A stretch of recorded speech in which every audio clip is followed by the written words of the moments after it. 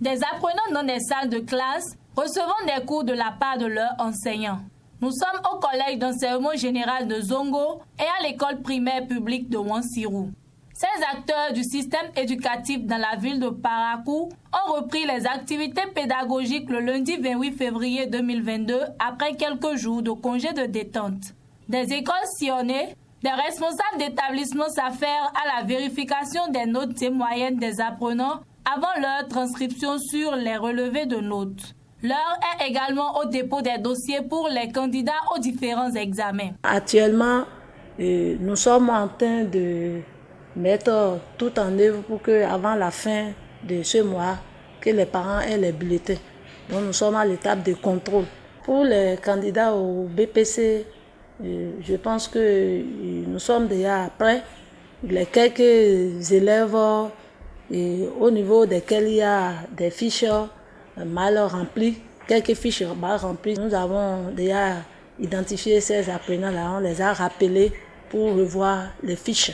Tous les enfants sont là, tous les enseignants sont aussi à leur poste et puis les activités pédagogiques se poursuivent normalement, il n'y a pas de problème, il n'y a aucune modification là. Nous sommes maintenant fixés par rapport à la date du CEP qui aura lieu le mardi 7 juillet, donc le compte à rebours a commencé.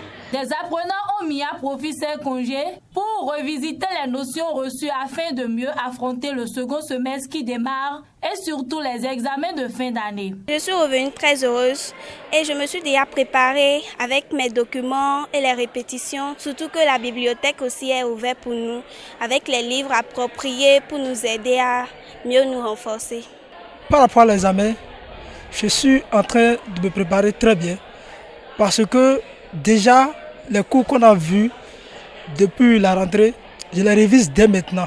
Le second semestre est très court et rapide. Pour ne pas être surpris en fin d'année, ces responsables d'établissement invitent ces apprenants à plus d'engagement et d'assiduité au travail. Ils ne devaient pas se laisser entraîner par le découragement. Depuis que moi je suis au Sansoa, j'ai vu des enfants qui ont même 6, 7 en classe, mais qui réussissent à l'examen. L'essentiel maintenant, c'est de reprendre les évaluations dans lesquelles ils ont de mauvaises notes pour que si par chance, ces mêmes sujets reviennent à l'examen, qu'ils puissent s'en sortir facilement. Il faut qu'ils soient à l'heure, qu'ils continuent toujours d'apprendre leurs leçons et que les parents aussi nous aident par rapport aux activités qui leur seront confiées pour la maison.